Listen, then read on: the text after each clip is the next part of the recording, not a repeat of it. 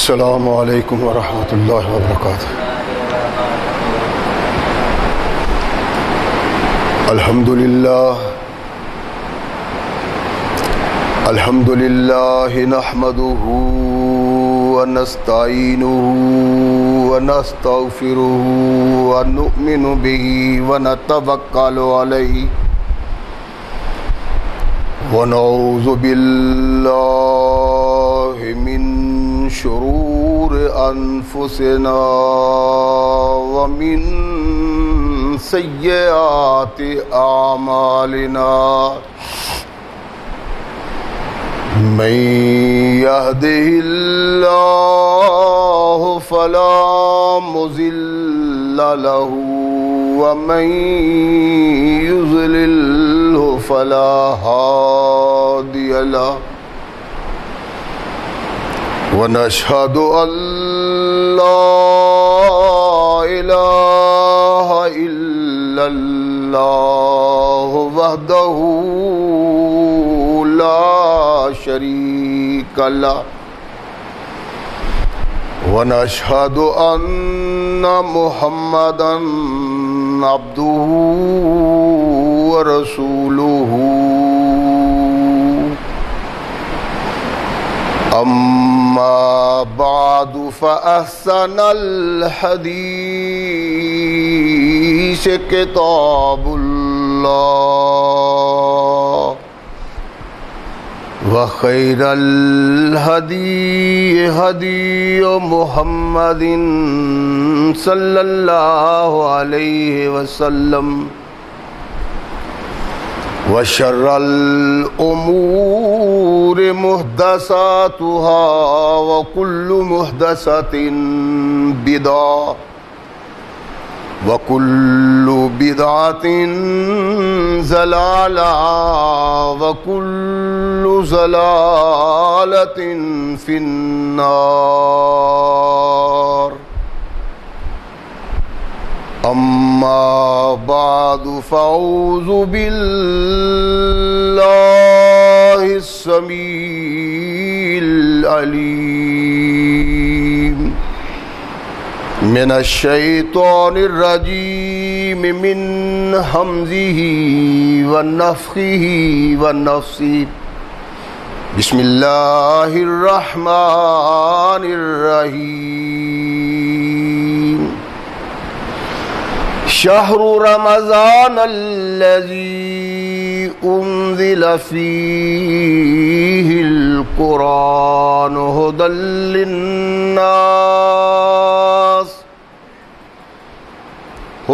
للناس وبينات من الهدى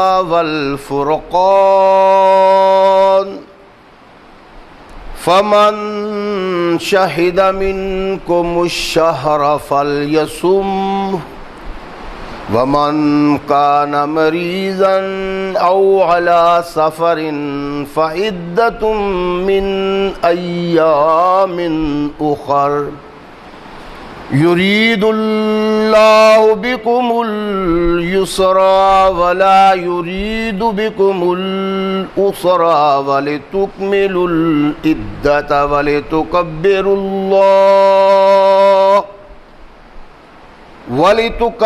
الله على ما هداكم ولعلكم تشكرون صدق اللہ مولانا العظیم وصدق رسولہ النبی الکریم۔ ہر قسم کی حمد و ثنا، تعریفات و توصیفات اس خالق و مالک کے لیے ہیں جس نے ساری کائنات کو تخلیق دیا اور اس کی حسن و آبادی کے لیے حضرت انسان کو تخلیق فرمایا۔ کروڑوں درود و سلام اس ہستی اقدس و مقدس پہ کہ جس کا نام نامی اسم گرامی ہے محمد۔ لاکھوں رحمتیں ان نفوس قدسیہ پہ کہ جنہوں نے سرور کائنات علیہ الصلاۃ والسلام سے اس ضابطۂ حیات کو وصول کیا اور اس کو ہم تک پہنچانے کے لیے اپنا تن من دھن قربان کر دیا۔ اللہ کی یہ بہت بڑی کرم نوازی ہے کہ اس نے اس ضابطۂ حیات کو ہم تک پہنچانے کے لیے ایسے مضبوط ذرائع اور اسباب استعمال فرمائے کہ ان کی موجودگی میں ہم ببانگ دہل کہہ سکتے ہیں کہ یہ ضابطۂ حیات جو آج قرآن کی صورت میں ہمارے ہاتھوں میں موجود ہے، یہ وہی ضابطۂ حیات ہے جو آج سے کم و بیش 1450 سال پہلے نبی کائنات رسول ثقلین حضرت محمد رسول اللہ صلی اللہ علیہ وآلہ وسلم پہ انسانوں کی رشد و ہدایت کے لیے نازل ہوا۔ اللہ کی اس کرم نوازی پہ ہم جس قدر بھی اس کا شکریہ ادا کریں، کما حق ہو اس کا شکریہ ادا نہیں ہوتا، اس لیے کہ یہ ضابطۂ حیات وہ دستور المتقی ہے کہ اگر انسان اس سے تعلق پیدا کر لے تو یہ قرآن اس کی دنیاوی زندگی میں ایک عظیم انقلاب پیدا کر دیتا ہے، اور اگر اس کو اپنے جسم و روح پہ جاری و طاری کر لیا جائے تو یہی وہ ضابطۂ حیات ہے جو انسان کو دنیا کے ساتھ ساتھ عاقبت کی کامیابی کی ضمانت بھی دیتا ہے۔ مگر صدحیف ایسا ضابطۂ حیات آج جس قوم کے دامن میں ہے وہ تختہ عرش پہ ایسی بدنصیبی کی زندگی بسر کر رہی ہے کہ شاید اس تختہ عرش پہ کوئی دوسری قوم اتنی بدنصیب نہ ہو۔ یہ قوم وہ قوم تھی جس نے انسان کو انسانیت سے آگاہ کیا، انسان کو انسانیت کی پہچان کروائی، اور اس نے انسان کو عزت و افتخار سے زندہ رہنے کا سلیقہ دکھایا۔ آج وہی قوم اپنی بد نصیبی کے سبب تختہ عرش پہ بے فقری کا شکار ہے، بد نصیبی کا شکار ہے، اس کا کوئی پرسان حال نہیں، اور اس بد نصیبی میں بھی یہ اس طرح کی زندگی بسر کر رہی ہے قوم کہ اپنے حالات کو بدلنے کے لیے کسی جد و جہد اور کوشش میں مصروف نہیں ہو رہی، یعنی یہ حالات کا اندازہ کر کے اس نتیجہ پہ شاید پہنچنے کی کوشش بھی نہیں کر رہی کہ ہماری اس تباہی کے سبب کیا ہیں۔ ہم ساری کائنات میں اعلیٰ اور بالا لوگ تھے، آج ذلت و نکبت کا شکار کیوں ہیں؟ ساری قومیں ہم سے رہنمائی حاصل کرتی تھی، آج ساری قوموں کے نگاہ عطاب کا ہم شکار کیوں ہیں؟ سوچا ہی نہیں، کبھی غور کرنے کی کوشش ہی نہیں کی۔ اگر ایسا وقت آ جائے، ایسا موقع آ جائے کہ ہم میں یہ سوچ پیدا ہو کہ اپنی اس نکبت کے متعلق غور و فکر کریں اور اپنی عزت و وقار کو پانے کے لیے جو اللہ نے تمام قوموں کے مقابلے میں ہمیں دی تھی کوئی جد و جہد کر لے، اس سے بڑی کائنات میں بد نصیبی اور کوئی نہیں ہو سکتی۔ اس قوم کو اللہ نے وقار دیا، عظمت و افتخار دیا، تو اس کا سبب یہ تھا کہ اس ملت نے، اس قوم نے ساری کائنات سے اپنا رابطہ توڑ کے ایک شخصیت محمد الرسول اللہ سے جوڑا تھا، اور ثقلین کے تاجدار محمد الرسول اللہ کی زندگی اللہ کا قرآن تھا۔ ایسا انقلاب آیا زمانے میں محمد الرسول اللہ صلی اللہ علیہ وسلم کی تعلیم سے کہ کوئی مثال اس کی کائنات میں نہیں ملتی۔ پھر جو ہم اس قرآن سے دور ہوتے چلے گئے، محمد الرسول اللہ کی تعلیم سے اعراض کی زندگی بسر کرتے چلے گئے، تو نتیجتاً اس مقام پہ پہنچے کہ آج تختہ عرش پہ ہم جیسا کوئی دوسری قوم نہیں اور نہ کوئی ایسی زندگی گوارا کرتی۔ قرآن نے دنیا میں کامیابی اور کامرانی کے لیے اصول و ضوابط دیے تھے، اور اس کے ساتھ ساتھ اصل زندگی کی طرف متوجہ کیا تھا کہ تمہیں اس دنیا میں رہتے ہوئے اپنی دوسری زندگی کے لیے جد و جہد کرنی چاہیے، جو دراصل تمہاری زندگی ہے۔ اس زندگی کا علم نہیں انسان نے قدم اٹھایا ہے دوسرا اٹھا سکتا ہے کہ نہیں، رات گزاری ہے دوسری رات آئے گی کہ نہیں، دن گزارا ہے دوسرا دن آئے گا کہ نہیں۔ ایسی زندگی میں انسان یوں مصروف ہو جائے کہ اپنی اس زندگی کو بھول جائے جس میں موت کا کوئی تصور ہی نہیں، تو یہ کائنات کی سب سے بڑی بد نصیبی۔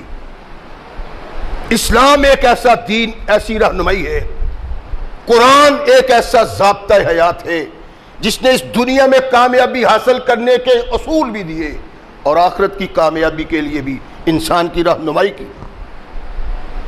نبی رحمت محمد رسول اللہ صلی اللہ علیہ وسلم پہ قرآن نازل کیا اور یہ بتلایا کہ قرآن کے حامل ہی اس کائنات کے رہنما اور قائد ہوں گے، جو ان سے ٹکرائے گا وہ پامال ہو جائے گا۔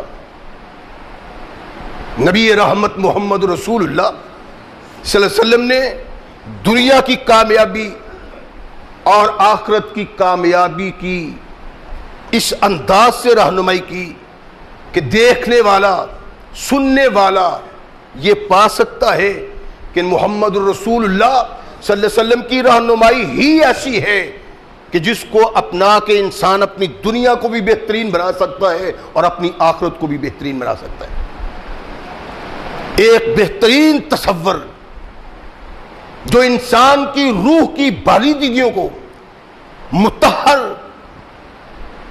اور مقدس بناتا ہے، ایک تصور تھا جو خالق کائنات نے مخلوق کی تخلیق سے ہی، یعنی انسان کی تخلیق سے ہی اللہ نے ایک سوچ اور تصور دیا، ایک اصول اور ضابطہ دیا، ایک عمل دیا کہ یہ عمل کرو تمہاری روح کی تمام بالیدگیاں دور ہو جائیں گی، تقدس معاب بن جاؤ گے، مقدس بن جاؤ گے، اور اس تقدس میں تمہاری دنیا بھی اعلیٰ اور بالا، تمہاری آخرت بھی اعلیٰ اور بالا بن جائے گی۔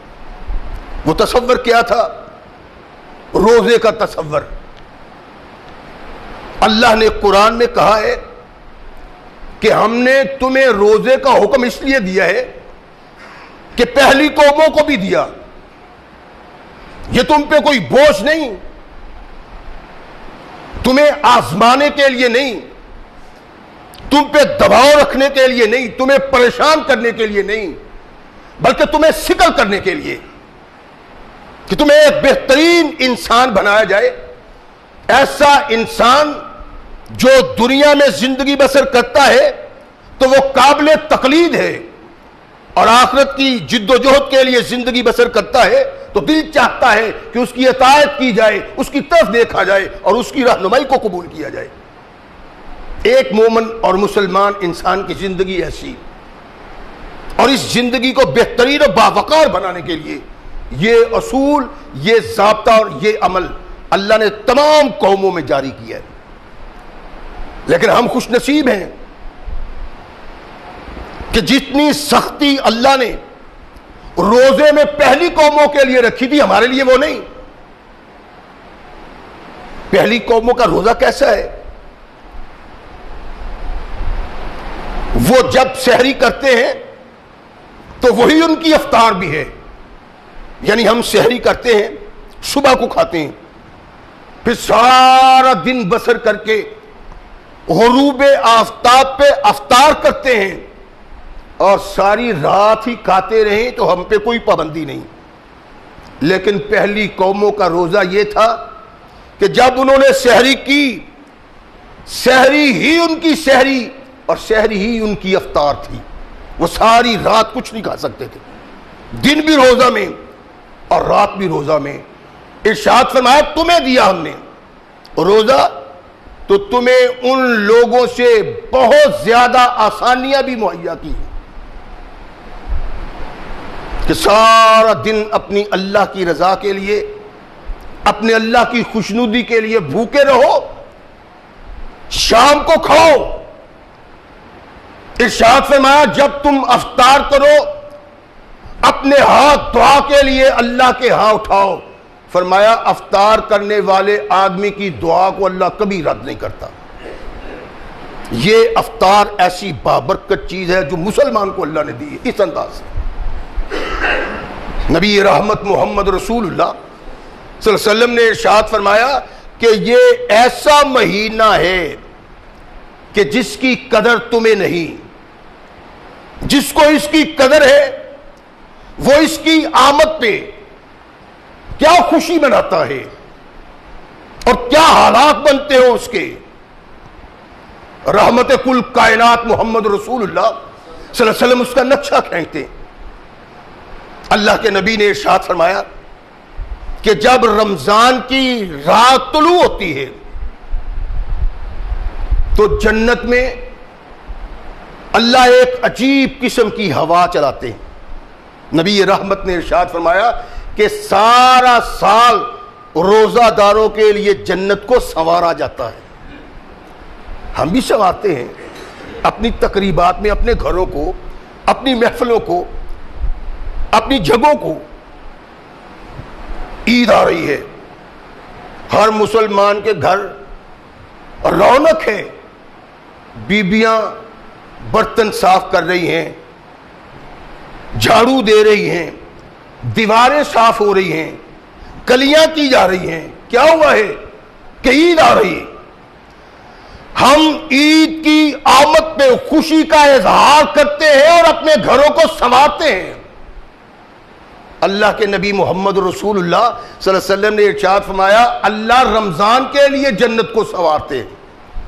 ایک خوبصورت سی ہوا چلتی ہے، کونین کے آقا ثقلین کے تاجدار محمد رسول اللہ صلی اللہ علیہ وسلم ارشاد فرماتے ہیں کہ جب وہ جنت کے درختوں کے پتوں کے ساتھ چلتی ہے ٹکرا کے تو ایسی نغمائی صورت پیدا ہوتی ہے، ایسی مسرت پیدا ہوتی ہے، ایسی شادمانی پیدا ہوتی ہے، ایسی روح کو سکون ملتا ہے کہ جنت کی حوریں اپنے بالا خانوں میں نکل کے کہتی ہیں آج کیا ہے کہ یہ انقلاب نظر آ رہا ہے۔ ان کو پیغام ملتا ہے کہ آج محمد کی امت پہ رمضان نے طلوع کر لیا ہے۔ یعنی یہ مقدس مہینہ، اس کے لیے اللہ ہمارے لیے جنت کو سنوارتے ہیں کہ جنت تمہارے لیے ہے، اور جن کے لیے جنت کو سنوارا جاتا ہے اگر وہ بد نصیب رہے تو اس سے بڑھ کے کائنات کی اور کوئی دوسری بد نصیبی نہیں۔ نبی رحمت محمد رسول اللہ صلی اللہ علیہ وسلم نے ارشاد فرمایا کہ جنت کو سنوارا جاتا ہے۔ کیوں؟ کس سبب؟ اللہ جنت کو کیوں سنوارتے ہیں؟ اس لیے کہ اللہ کو رمضان کا احساس ہے، اس کے تقدس کا احساس ہے، اس کی حیثیت کا اور اس کی شناخت کا اللہ کو احساس ہے، کتنا باوقار ہے، کتنا عظیم ہے اور کتنا قابل احترام ہے یہ مہینہ۔ اللہ جنت کو سنوارتے ہیں اور نبی رحمت محمد رسول اللہ صلی اللہ علیہ وسلم نے اس کی ترغیب دلائی تو اللہ کے نبی کے صحابہ ماہ رمضان کی آمد کے منتظر رہتے تھے، اور حدیث میں ہے کہ جب ماہ مقدس کا چاند طلوع ہوتا مسلمان ایک دوسرے کو مبارکباد دیا کرتے۔ غور فرمائیں، ہماری تباہی کے اسباب، ہماری بربادی کے اسباب کو ایسے نہیں کہ جو ہمارے شعور میں نہیں آ سکتے، جن کو ہم سمجھتے نہیں، جن کو ہم پا نہیں سکتے، بلکہ بد نصیبی یہ ہے کہ احساس ہمیں ہے کہ ان چیزوں کی بنا پہ ہم تباہی کا شکار ہیں، لیکن سب کچھ کے باوجود ہم کچھ کرنے کے لیے تیار نہیں، بچاؤ کے لیے تیار نہیں۔ نبی رحمت محمد رسول اللہ صلی اللہ علیہ وسلم نے ارشاد فرمایا کہ جنت سواری جاتی، انسانوں کو علم ہے، اللہ کے نبی محمد رسول اللہ صلی اللہ علیہ وسلم کے صحابہ کو اس کا احساس تھا، اس کا علم تھا، وہ جانتے تھے۔ یہی سبب تھا کہ جب چاند طلوع ہوتا ہے ان کے چہرے بھی چمک اٹھتے ہیں اور ایک دوسرے کو مبارک دیتے ہیں کہ رمضان اللہ نے دوبارہ ہماری قسمت میں لکھ دیا ہے۔ کونین کے آقا ثقلین کے تاجدار محمد رسول اللہ صلی اللہ علیہ وسلم نے ارشاد فرمایا تمہیں اس کا احساس نہیں، لو یعلم العباد ما فی رمضان لتمنت امتی ان تکون السنۃ کلھا رمضان۔ فرمایا تمہیں اس کا احساس نہیں، جنت سنوارنے والے کو احساس ہے، جنت کے باسیوں کو ادراک ہے، لیکن اے مسلمان جس پہ روزہ کو فرض کر دیا گیا ہے تمہیں اس کا احساس نہیں ہے۔ اور اللہ کے نبی نے ارشاد فرمایا لو یعلم العباد ما فی رمضان لتمنت امتی ان تکون السنۃ کلھا رمضان۔ میری قوم، میری ملت اگر اس بات کو جان لیتی کہ رمضان میں اللہ کی کون کون سی نعمتیں ان کے لیے منتخب کی جاتی ہیں اور کون کون کی کرم نوازیاں اللہ کی ان پہ ہوتی ہے، رمضان ان کے لیے کس طرح رحمت کا سبب ہے، تو فرمایا یہ لوگ دعا کرتے، خواہش کرتے کہ اللہ ایک مہینہ رمضان کا نہیں سارا سال ہی رمضان ہونا چاہیے۔ بد نصیبی ہے کہ ہم سوچنے کے لیے تیار نہیں، غور کرنے کے لیے تیار نہیں۔ ہم دنیا میں یوں کھو گئے کہ سب کچھ کھو دیا اور بد نصیبی کا شکار بن گئے، جس بد نصیبی نے ہمیں کائنات میں تمام قوموں کے سامنے ذلیل اور رسوا کر دیا ہے۔ کونین کے آقا ثقلین کے تاجدار نے یہ ارشاد فرمایا تھا کہ ان کو علم نہیں، اگر ہو جائے کما حق ہوں، ان کو احساس ہو جائے، ان کو پتہ چل جائے کہ اللہ نے کیا ان کے لیے رمضان میں رکھا ہے، تو امت کا ہر فرد یہ خواہش کرے کہ اللہ سارا سال ہی رمضان رہے۔ کیا ہم نے پانے کی بھی کوشش کی ہے، جاننے کی بھی کوشش کی ہے؟ جب اللہ کے نبی نے کہا، صحابہ نے چاہا، نبی کونین محمد رسول اللہ صلی اللہ علیہ وسلم نے کچھ نہ کچھ بتلایا کہ رمضان میں اللہ نے تمہارے لیے کیا رکھا ہے۔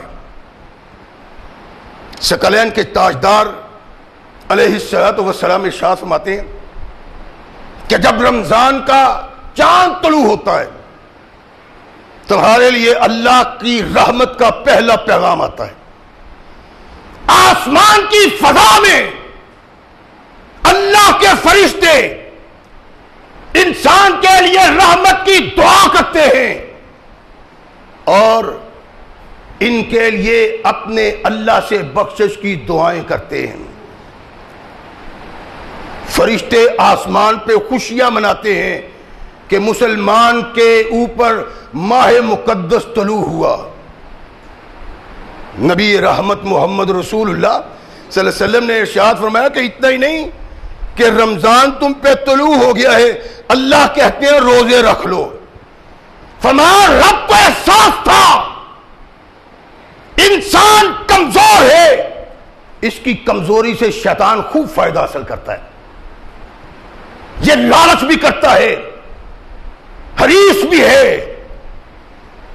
یہ جلدی پانے کا خواہشمند بھی ہے، یہ دنیا میں عزت و وقار کا خواہشمند، دولت و مال کا خواہشمند، اپنی بڑائی کا خواہشمند، اور اس کی خواہش کی بنا پہ شیطان اس پہ مسلط ہو دیتا ہے، اس کو اللہ کی راہ سے بہکا کے اپنی راہ پہ چلا لیتا ہے۔ فرمایا یہ ماہ مقدس جب آتا ہے نا تو پہلا انعام اللہ کا یہ ہوتا ہے، لو یعلم العباد کی تفسیر ہے محمد رسول اللہ صلی اللہ علیہ وسلم، سفلت الشیاطین ومردت الجن، فرمایا شیاطین کو زنجیریں باندھ دی جاتی اور جنوں کو گرفتار کر لیا جاتا ہے۔ خبردار محمد کی امت کو اب تم نے پریشان نہیں کرنا،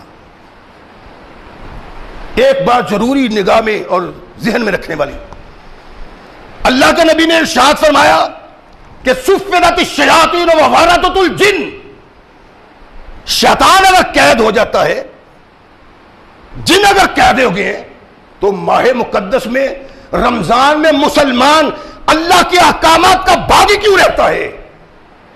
گناہ گاریوں کا ارتکاب کیوں کرتا ہے؟ ظلم و جور کیوں کرتا ہے؟ اگر شیطان گرفتار ہو جاتا ہے تو یہ معمولی سی بات ہے جو سمجھنے سے آسانی سے سمجھ میں آ جاتی کہ آپ اگر کسی چیز کے ساتھ دوسری چیز کو یوں ملائیں کہ وہ اس طرح مل جائے کہ دونوں چیزوں میں امتیاز نہ رہ جائے، تو پھر وہ دونوں چیزیں ایک ہی کردار ادا کرتی۔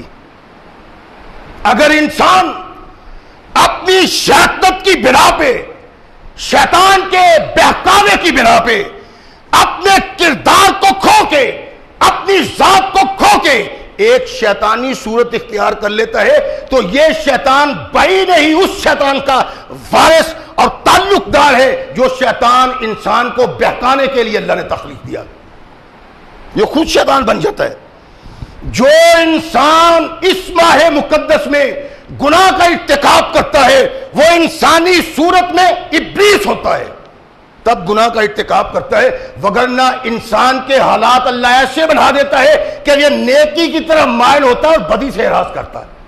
سفلت الشیاطین، اللہ کے نبی نے ارشاد فرمایا کہ شیطانوں کو باندھ دیا جاتا ہے، ومرضت الجن، ان کو قید کر لیا جاتا ہے، وغلقت ابواب النار ولم یفتح منها باب، فرمایا کہ اللہ جہنم کے تمام دروازوں کو بند کر دیتا ہے، ولم یفتح منها باب، جہنم کا ایک بھی دروازہ کھلا نہیں رہتا، اور جہنم کے دروازے پہ دستک دینے والا جہنم میں تبھی جائے گا نا جب جہنم کا دروازہ کھلا ہوا ہوگا، جب دروازہ ہی کھلا نہیں ہوگا تو یہ جہنم میں کس طرح چلا جائے گا؟ فما یغلق، تمام دروازے بند کر دیے جاتے ہیں۔ یعنی اس کا مطلب کیا ہے؟ یعنی ایسی تصورات، ایسے خیالات، ایسی سوچیں جن سوچوں اور خیالات کی بنا پہ آدمی گناہ کا ارتکاب کرتا ہے، اللہ ان خیالات اور سوچوں کو انسان سے بہت دور کر دیتا ہے۔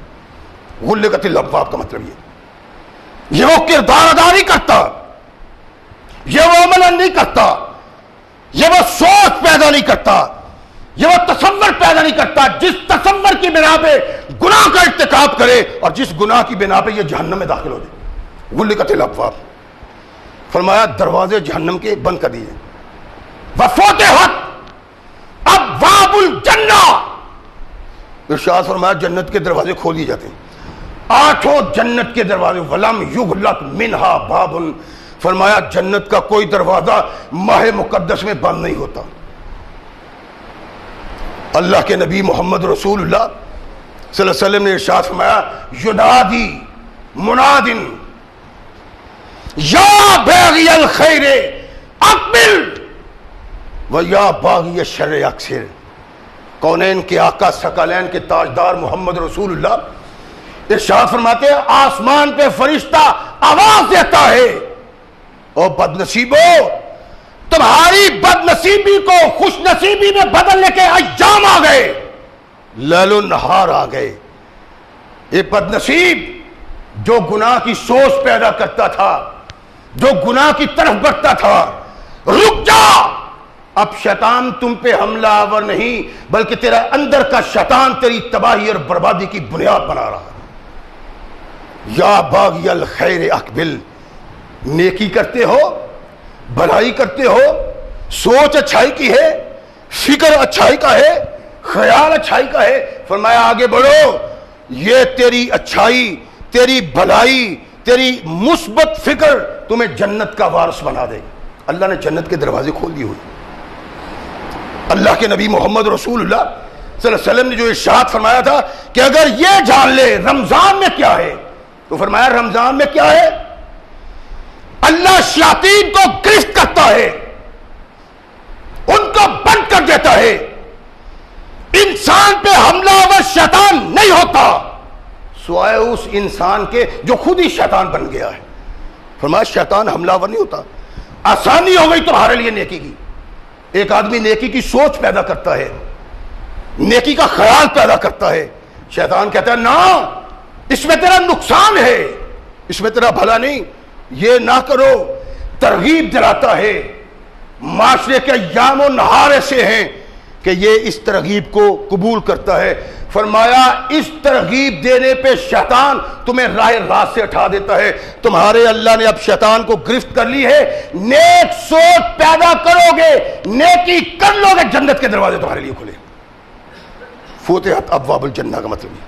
اور کونین کے آقا ثقلین کے تاجدار محمد رسول اللہ صلی اللہ علیہ وسلم نے ارشاد فرمایا کہ ایک آدمی ہے, اس کو بڑی پریشانی ہے, وہ بڑا پریشان ہے, بے کل ہے, بے قرار ہے.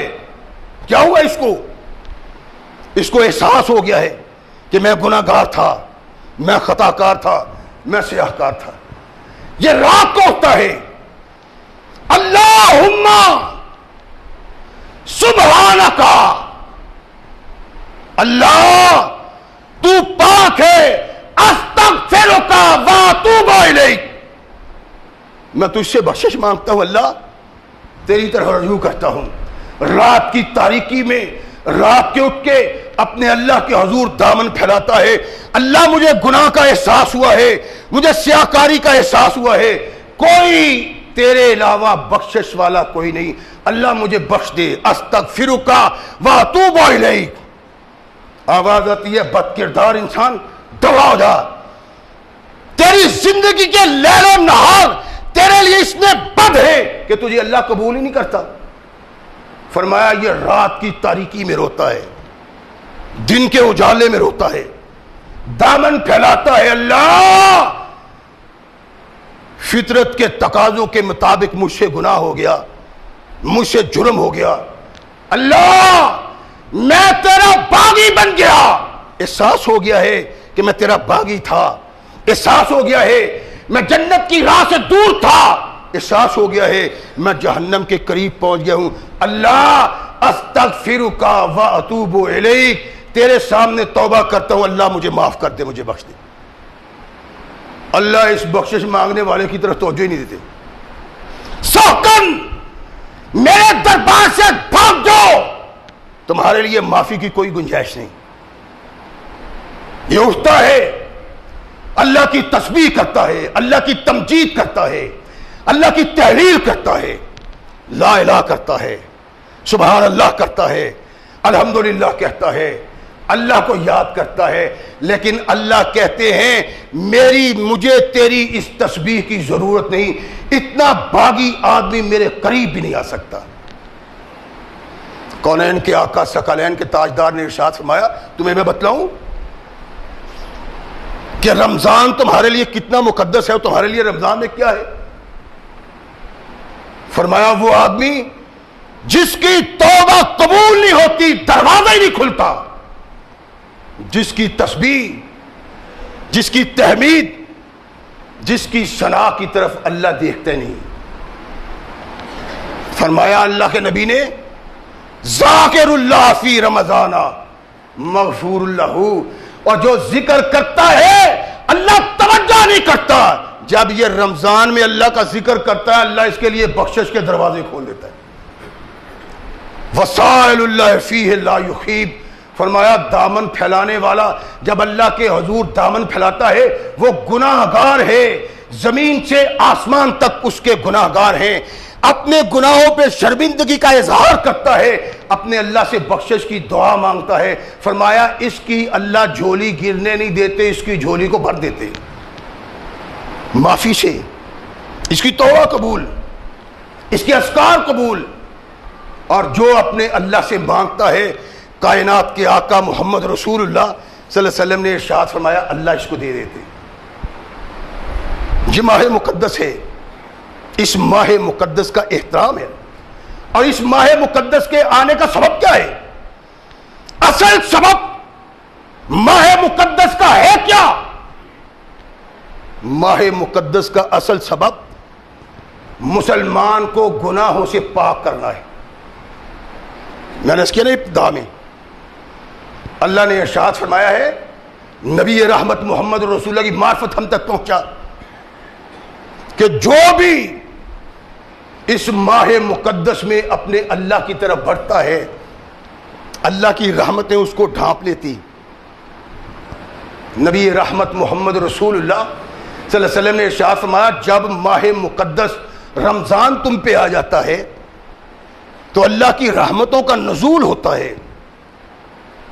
اس کے آنے کا سبب کیا ہے؟ انسانوں کو گناہوں سے پاک کرنا، جیسے ہم کرتے ہیں. یعنی عام طور پہ ایک آدمی کے پاس اسلحہ ہے، وہ اسلحہ اگر جنگل عود ہے تو ناکام، وقت پہ دھوکہ دے جائے گا. تلوار ہے، تیز دھار نہیں تو ناکام. تلوار کو، اس کی دھار کو تیز بنانے کے لیے ہم سکل کرتے ہیں، اسلحہ کی صفائی کرتے ہیں، تیل سے صاف کرتے ہیں، اس کی نگہبانی کرتے ہیں، اس لیے کہ یہ اسلحہ خراب نہ ہو جائے. فرمایا رمضان کے آنے کا مقصد یہ ہے کہ محمد کی امت کے افراد کہیں گناہ کر کے جہنم کا شکار نہ بن جائے. ان کے تقدس کے لیے رمضان آتا ہے. اور رمضان کا روزہ اس کو بھی نہیں ہم سمجھتے. روزہ اس کو نہیں کہتے کہ ماہ مقدس آیا، صبح روٹی کھائی شہری کے وقت، سارا دن بھوک میں گزارا اور شام کو افطار کر لیا. اللہ کے نبی محمد رسول اللہ صلی اللہ علیہ وسلم نے ارشاد فرمایا، جو ماہ مقدس تمہارے لیے جنت کا پیغام لے کے آتا ہے، اس ماہ مقدس کے روزے کا مقصود یہ نہیں کہ تم بھوکے رہو، بلکہ روزہ تمہارے دل و جان میں انقلاب پیدا کرتا ہے. اگر انقلاب روزہ پیدا نہیں کرتا تو ارشاد فرمایا تمہارا روزہ روزہ نہیں. انقلاب کیا ہے؟ اللہ کے نبی فرمایا صرف بھوک نہیں بلکہ روزہ انسان کی آنکھ کا روزہ ہے، روزہ انسان کی زبان کا روزہ ہے، روزہ ہاتھ اور پاؤں کا روزہ ہے. ایک آدمی ہے دن رات چغلی کرتا ہے، دن رات غیبت کرتا ہے، دن رات گالیاں دیتا ہے، دن رات بری باتیں کرتا ہے. اللہ کے نبی محمد رسول اللہ صلی اللہ علیہ وسلم نے ارشاد فرمایا کہ جب ماہ مقدس آ گیا اس میں انقلاب آ گیا. یہ بات پہ گالی دیتا تھا، جہاں بیٹھتا تھا چغلی کی بدبو پھیلاتا تھا، غیبت کر کے اپنی عاقبت کو تباہ کرتا تھا. اس کی زبان سے گانے ہوتے تھے، اس کی زبان سے غزلیں ہوتی تھی. فرمایا تمہاری زبان کا روزہ ہے. اور اب روزہ کیا ہے کہ اس کی زبان سے گانا نہیں اچھلتا، اس کی زبان سے گالی نہیں اچھلتی، اس کی زبان سے کسی کی برائی نہیں ہوتی، یہ غیبت نہیں کرتا، یہ چغلی نہیں کرتا. اور کیا ہوا تجھے؟ کہتا ہے یہ سب کچھ اس لیے چھوڑ دیا ہے کہ میں نے روزہ رکھا ہوا ہے. اللہ کے نبی محمد رسول اللہ صلی اللہ علیہ وسلم نے ارشاد فرمایا کہ روزہ آنکھ کا بھی روزہ ہے. ہم یہی سمجھتے ہیں کہ روزہ رکھ لیا، کھا پی لیا، رات کو افطار کر لیا. اور اللہ کے بندو، ہمارا روزہ کوئی نتیجہ پیدا نہیں کرتا، اس لیے کہ یہ روزہ ہی نہیں. کونین کے آقا ثقلین کے تاجدار محمد رسول اللہ صلی اللہ علیہ وسلم نے ارشاد فرمایا، قرآن کہتا ہے، اللہ کے نبی نے قرآن بیان کیا، ان الصلاۃ تنہی عن الفحشاء والمنکر، کہ نماز بے حیائی اور برائی سے روکتی ہے. لیکن اگر آدمی نماز پڑھتا ہے، وہ مسجد میں آنے والوں کی جوتیاں اٹھا کے لے جاتا ہے، نماز پڑھتا ہے چوریاں کرتا ہے، نماز پڑھتا ہے چکاریاں کرتا ہے، نماز پڑھتا ہے زناکاریاں کرتا ہے. فرمایا اس کی نماز نہیں، اس لیے کہ نماز تو وہ ہے جو بے حیائی اور برائیوں سے روکتی ہے. یہ بے حیائی اور برائیوں سے اگر نہیں رکتا تو نماز پڑھنے کے باوجود اس کی نماز نہیں. کائنات کے آقا محمد رسول اللہ صلی اللہ علیہ وسلم نے ارشاد فرمایا کہ زبان کا روزہ روزہ ہے اور آنکھ کا روزہ روزہ. یہ کیا تھا؟ جا رہا ہے بازار میں، اس کی آنکھ ادھر بھی اٹھتی ہے، اس کی آنکھ ادھر بھی اٹھتی ہے، عورت جا رہی ہے، اس کی نگاہیں اس کا تعاقب کرتی ہیں، گلیوں میں، محلوں میں، رات کی تاریکی، انسان سو کے رات حاصل کرتا ہے، یہ رات بیدار رہتا ہے، ڈرامے دیکھ رہا ہے، فلمیں دیکھ رہا ہے، گناہ کی نگری دیکھ رہا ہے۔ فرمایا کہ اگر یہ شخص اپنی آنکھوں سے وہی کام لیتا ہے جو کام رمضان سے ہٹ کے لیا کرتا تھا، تو فرمایا اس کا روزہ روزہ نہیں، اس لیے کہ روزہ آنکھ کا بھی ہے۔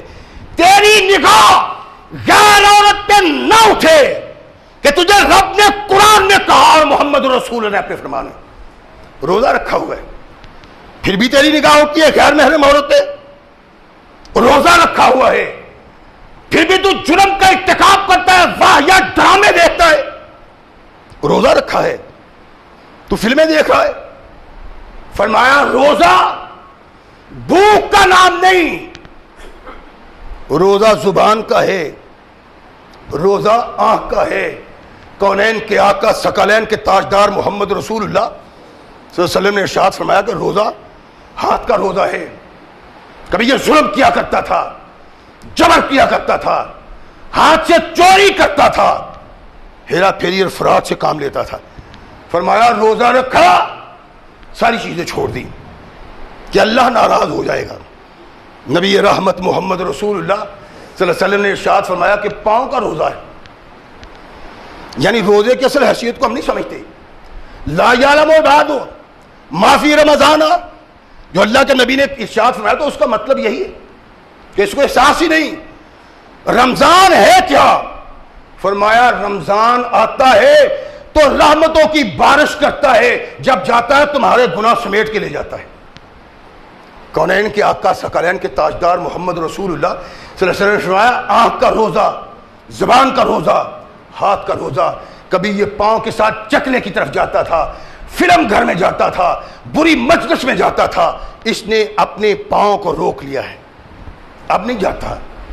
ارشاد فرمایا جس کا یہ روزہ ہے، یہ روزہ اس کو آخرت میں کامیابی کی نوید دیتا ہے، اور اگر ایسا نہیں تو کونین کے آقا ثقلین کے تاجدار محمد رسول اللہ صلی اللہ علیہ وسلم ارشاد فرماتے ہیں کہ وہ آدمی جو روزہ رکھتا ہے اس کی آنکھ کا روزہ نہیں، اس کی زبان کا روزہ نہیں، اس کے ہاتھ کا روزہ نہیں، اس کے پاؤں کا روزہ نہیں۔ میرے آقا نے ارشاد فرمایا یہ روزے دار ایسا ہے جیسے کسی نے جانور رکھا ہوا ہو اور جانور کے سامنے اس کی کھرلی میں بہت ساری غذا ہو، اچھی سے اچھی غذا، لیکن اس کے منہ پہ بوکنا باندھ دیا گیا۔ فرمایا جس کا کردار بدلتا نہیں، روزہ جس کے کردار میں انقلاب پیدا نہیں کرتا، وہ ایسے جانور کی مانند ہے کہ بھوکا رہا، پیاسا رہا، لیکن اس کی بھوک اور اس کی پیاس نے اس کو اپنے اللہ کے دربار میں مقبول اور محبوب نہیں بنایا۔ یہ مقبول تب بنتا ہے جب اس کا کردار بدل جاتا ہے، آنکھیں کنٹرول میں آ جاتی ہیں، ہاتھ کنٹرول میں آ جاتے ہیں، زبان کنٹرول میں آ جاتی ہے، اس کے پاؤں کنٹرول میں آ جاتے ہیں، تب انسان اللہ کے نزدیک محبوب و مقبول بنتا ہے۔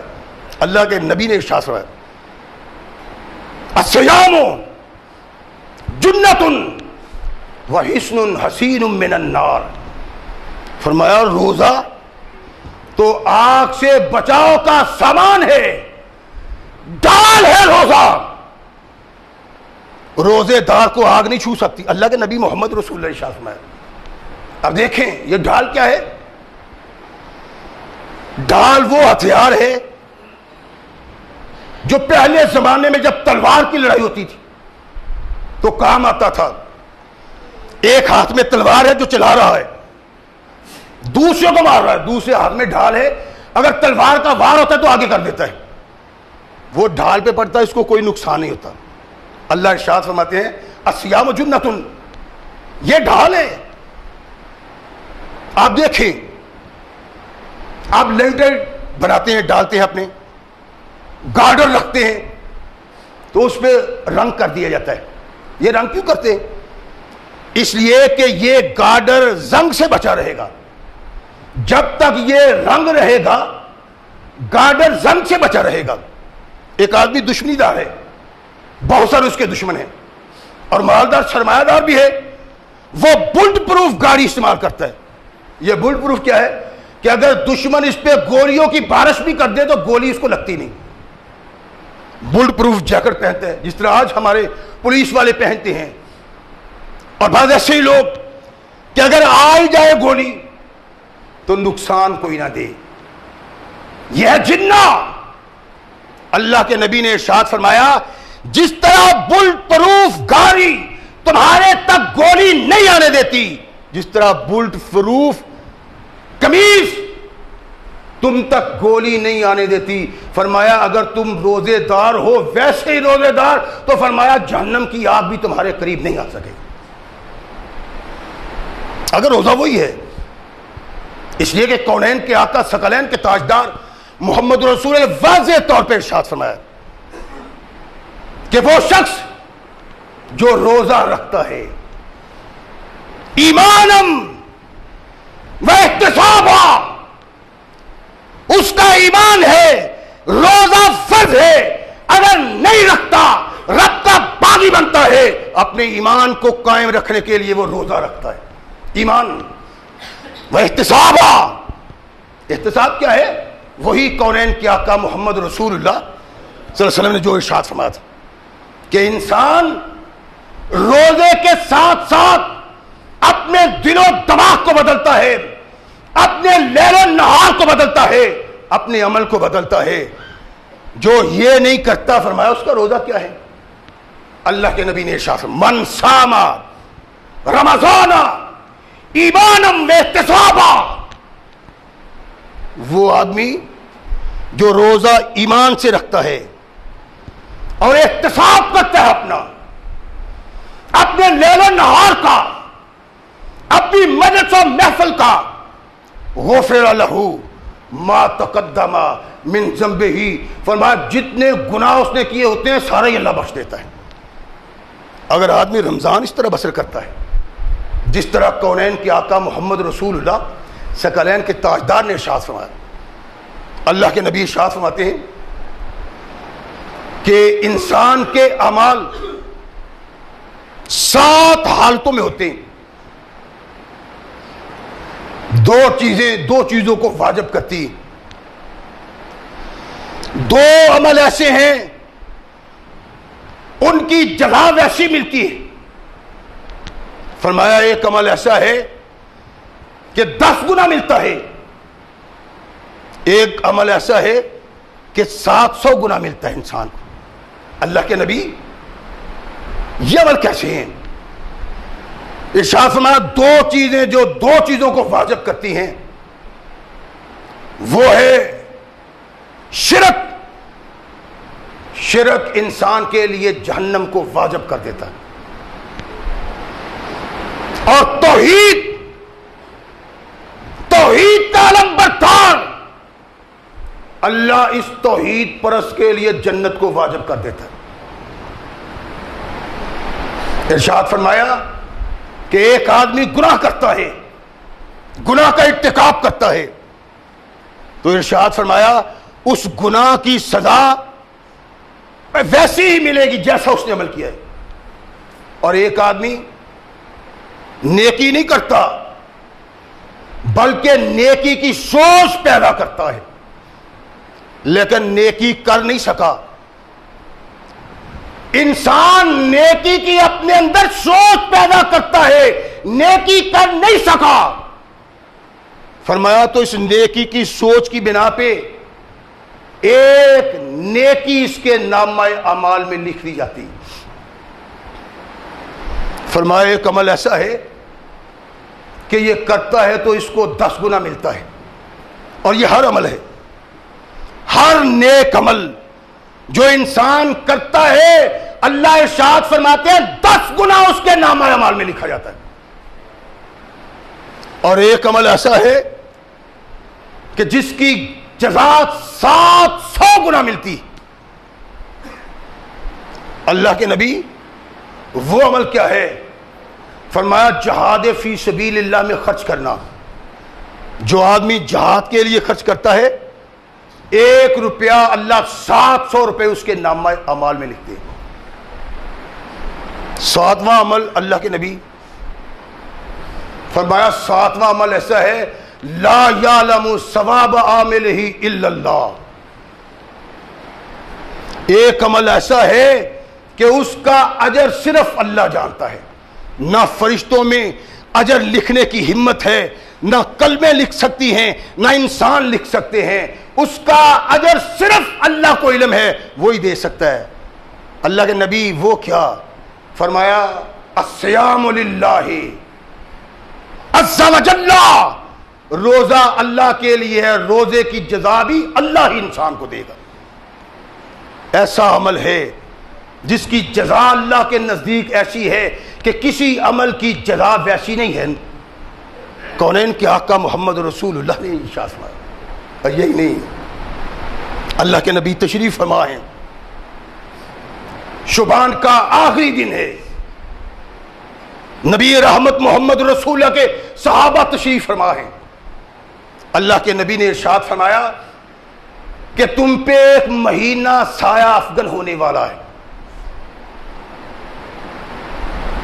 انتہائی بابرکت مہینہ، انتہائی مقدس مہینہ. ارشاد فرمایا اس میں ایک رات ہے کہ اس ایک رات کی عبادت 1000 سالوں سے بہتر ہے، 1000 مہینوں سے. اور ارشاد فرمایا یہ صبر کا مہینہ ہے اور صبر کی جزا جنت ہے. صبر کا مہینہ کیا ہے؟ جو اللہ کے نبی کا پہلے فرمان میں نے عرض کیا تھا. اللہ کے نبی نے ارشاد فرمایا کردار کا بدل جانا، لیل و نہار کا بدل جانا، آنکھ کا خود کو، دل کا خود کو، کان کا خود کو، ہاتھ کا خود کو، پاؤں کا خود کو محفوظ کر لینا کہ اللہ کا مقدس مہینہ آ گیا ہے، اللہ کی رضا کے لیے سب کچھ چھوڑتا ہوں. کونین کے آقا ثقلین کے تاجدار نے ارشاد فرمایا صبح سے لے کر رات تک بھوکا رہتا ہے، گرمی کی تمازت کی انتہا، اپنے اللہ کی رضا کے لیے بھوکا ہے، صبر کرتا ہے بھوک پہ، صبر کرتا ہے پیاس سے. فرمایا اس صبر کی جزا اس کے لیے جنت ہے. اور نبی کونین محمد رسول اللہ صلی اللہ علیہ وسلم نے ارشاد فرمایا کہ اس ماہ مقدس میں جو شخص انسان کو کھلا پلا دیتا ہے اللہ اس کے سارے گناہ بخش دیتا ہے اور جہنم کی آگ سے آزاد کر دیتا ہے. صحابہ بڑے پریشان ہوئے، غریب صحابہ، محتاج صحابہ. اللہ کے نبی لیسا کلنا نجد ما نفطر بہ الصائم. اللہ کے نبی صحابہ میں مالدار لوگ تو یہ ثواب لے گئے، ہم بد نصیب ٹھہر گئے، ہمارے پاس تو کھلانے کو کچھ نہیں، پلانے کو کچھ نہیں. کونین کے آقا ثقلین کے تاجدار ان غربا کے چہروں پہ غم کے آثار دیکھتے ہیں تو ارشاد فرمایا پریشان ہونے کی ضرورت نہیں. اگر کوئی ایک پانی کا گھونٹ، ایک کھجور یا ایک سادہ پانی کے گھونٹ سے روزہ افطار کروا دیتا ہے سارا ثواب اس کو بھی مل جاتا ہے. ارشاد فرمایا جتنا ثواب روزہ دار کو ہوتا ہے اتنا ثواب اس کو مل جاتا ہے اور روزے دار کے ثواب میں سے کمی نہیں ہوتی. نبی رحمت محمد رسول اللہ صلی اللہ علیہ وسلم فرمایا یہ ماہ مقدس اولہ رحمت واسطہ مغفرۃ وآخرہ عتق من النار. اور مسلمانوں ماہ مقدس کا پہلا عشرہ اللہ کی رحمتوں کے نزول کا عشرہ ہے، دوسرا عشرہ بخشش کا عشرہ ہے اور تیسرے عشرے اللہ جہنم سے مسلمانوں کو آزاد کر دیتا ہے. کن مسلمانوں کو؟ جو مسلمان توحید کے علمبردار ہیں، جن کے دل میں توحید سمائی ہوئی ہے، مشرک کے لیے یہ خوشخبری کا پیغام نہیں۔ کونین کے آقا محمد رسول اللہ صلی اللہ علیہ وسلم نے ارشاد فرمایا کہ میرے صحابہ، ہر انسان جو طاقتور ہے، دولت مند ہے، کاروبار والا ہے، اس کے نوکر چاکر ہوتے ہیں۔ فرمایا جو مسلمان نوکر رکھنے والا، خادم رکھنے والا اس ماہ مہینہ میں اپنے نوکر پہ آسانی کرتا ہے، غفر اللہ لہ، اللہ اس کو بھی بخش دیتا ہے۔ نوکر پہ آسانی کرنے والا، اللہ کے نبی نے کیا ارشاد فرمایا؟ لو یعلم العباد ما فی رمضان لتمنت امتی ان تکون السنۃ کلھا رمضان۔ اگر ان کو پتہ چل جائے کہ رمضان میں ان کے لیے کیا ہے، یہ اللہ سے دعائیں کرتے، اللہ ایک مہینہ نہیں سارا سال ہی رمضان رہے۔ وہ کیا ہے؟ ارشاد فرمایا جو اپنے نوکر پہ نرمی کرتا ہے، غفر لہ، اللہ اس کو بخش دیتے ہیں، وَعِتْكُم مِّنَ النَّارِ، اور آگ سے اس کو آزاد کر دیا جاتا ہے۔ یہی سبب ہے کہ کونین کے آقا محمد رسول اللہ صلی اللہ علیہ وسلم منبر پہ تشریف لا رہے، سیڑھی پہ قدم رکھا، اللہ کے نبی نے کہا آمین، دوسرا قدم رکھا، فرمایا آمین، تیسرا قدم رکھا، فرمایا آمین۔ یہ ایک ایسا عمل تھا جو محمد رسول اللہ کے معمول میں شامل نہیں تھا، معمولات میں نہیں تھا۔ صحابہ حیران ہیں۔ کونین کے آقا ثقلین کے تاجدار محمد رسول اللہ صلی اللہ علیہ وسلم نے پوچھا اللہ کے نبی آج آپ نے عجیب عمل کیے، آمین آمین آمین، اس کا سبب کیا ہے؟ فرمایا جب میں نے پہلی سیڑھی پہ قدم رکھا تھا تو جبریل آیا، اس نے آ کے کہا اللہ کے نبی اللہ ارشاد فرماتے ہیں جو شخص اپنے ماں باپ کو پائے یا ان میں سے ایک کو پائے فلم یغفر لہ فابدہ اللہ، وہ بخشا نہ جائے تو اس پہ اللہ کی لعنت ہے۔ دوسری پہ قدم رکھا، جبریل نے کہا اللہ کے نبی اللہ کہتے ہیں جس کے سامنے آپ کا نام آئے وہ درود نہ پڑے اس پہ اللہ کی لعنت ہے۔ اور تیسری پہ رکھا تو فرمایا من ادرک رمضان فلم یغفر لہ فابدہ اللہ، جو رمضان کا مہینہ پائے پھر بھی بخشا نہ جائے اس پہ لعنت ہے اللہ۔ تو جس طرح آسان کر دی ہے اللہ نے جنت، اس جنت کو نہ پانے والا پھر اللہ کے لعنت کا ہی حقدار ہے۔ کونین کے آقا ثقلین کے تاجدار محمد رسول اللہ صلی اللہ علیہ وسلم نے ارشاد فرمایا یہ تمہیں سکل کرنے کے لیے آتا ہے، تمہارے گناہوں کو دامن میں سپیٹ کے لے جاتا ہے، اور بد نصیبو اور روزہ نہ چھوڑنا، روزہ تمہاری تباہی کا سبب بن جائے گا۔ فرمایا ایک انسان اگر ایک روزہ جان بوجھ کے چھوڑتا ہے بغیر عذر کے، لم یکفہ صوم الدہر وان صاما، فرمایا اگر ساری زندگی روزے رکھے تو قضا پوری نہیں ہوتی ایک روزہ چھوڑنے سے۔ غور فرمائے ہم کہاں ہیں؟ ہماری تباہی اور بربادی کے اسباب میں نے ابتدا میں عرض کیا تھا کہ میں اگر سوختہ ساما ہوں تو یہ روزے سیاہ خود دکھایا ہے میرے گھر کے چراغوں نے، مجھے میرے کردار نے تباہ کر دیا ہے، میرے اعمال نے تباہ کر دیا ہے، میرے لیل و نہار نے تباہ کر دیا ہے۔ اپنی سوچوں کو بدلیں، اپنے خیالات کو بدلیں۔ اللہ کی قسم ہمیں اپنا آپ نظر آ رہا ہے، دیکھنے لیں آپ ملک میں کیا ہو رہا ہے، تباہی کے آثار ہیں، چور ڈاکو لوٹ لینا چاہتے، کوئی یہودیوں کا ایجنٹ ہے، کوئی عیسائیوں کا ایجنٹ ہے، کوئی ہندوؤں کا ایجنٹ ہے، ہم پہ باغی ہی مسلط ہوتے آ رہے ہیں، اور آج ہمارا انجام یہ کافر کی سازشیں ہیں۔ اللہ کہتے ہیں واپس لوٹ آؤ، محمد کے دامن میں آ کے پناہ لے لو، اس کی سنت کو اپنا لو، انقلاب پیدا کر دوں گا، اور کائنات میں تمہیں وہی عزت اور شرف حاصل ہوگا جو محمد کریم کے صحابہ نے حاصل کیا تھا۔ وہ ایسے ہی ہو سکتا ہے کہ اللہ کی آواز پہ لبیک کہیں، آ رہا ہے ماہ مقدس، اللہ فرماتے ہیں کہ اس میں سوال کرنے والا محروم نہیں ہوتا. اپنے اللہ سے مانگیں اپنے ملک کی حفاظت، اپنے ملک کی اچھائی، وگرنہ ہر شاخ پہ الو بیٹھا ہے، انجام گلستہ کیا ہوگا. حکمران بھی ایسے، برسر اقتدار آنے والے بھی ایسے، اپوزیشن بھی ایسی، اور ہم بد نصیب بھی ایسے. کب انقلاب آئے گا؟ جب ہمارے دل میں، ہمارے گھر میں قرآن کا انقلاب آئے گا اور محمد رسول اللہ کا انقلاب آئے گا. اللہ ہمیں صحیح مسلمان بننے کی توفیق عطا فرمائے. وآخر دعوانا الحمدللہ رب العالمین.